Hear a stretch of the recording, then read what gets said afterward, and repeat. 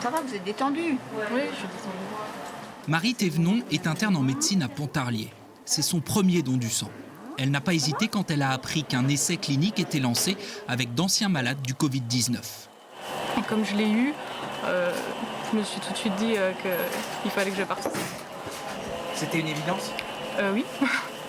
Oui, dès lors qu'on peut aider, si on est en bonne santé, des personnes pour qui le passage de cette maladie sera plus compliqué, c'est normal de donner.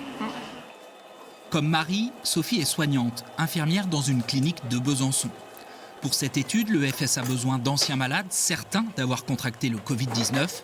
Le personnel soignant, testé en priorité ces dernières semaines, est donc en première ligne. J'ai été atteinte légèrement par rapport à d'autres personnes, mais j'ai eu le Covid et ses petits inconvénients. Et aujourd'hui ça va mieux et du coup ça va beaucoup mieux, j'ai repris le travail, donc du coup pour moi c'était une démarche normale. Donc tout se passe là, le filtre. Au cours du don, le sang passe dans une centrifugeuse qui conserve le plasma et renvoie au donneur les autres composants du sang, les globules rouges et blancs ainsi que les plaquettes. Le plasma récolté sera transfusé à des malades du Covid qui, c'est l'objet de l'étude, pourraient bénéficier de l'immunité des patients déjà guéris.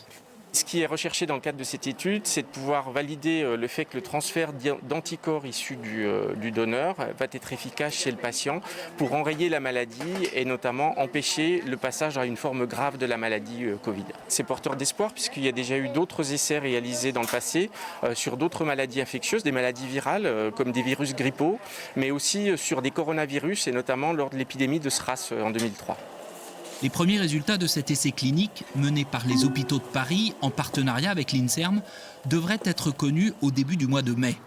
L'établissement français du sang espère prélever le plasma d'une 60aine de donneurs en Bourgogne-Franche-Comté.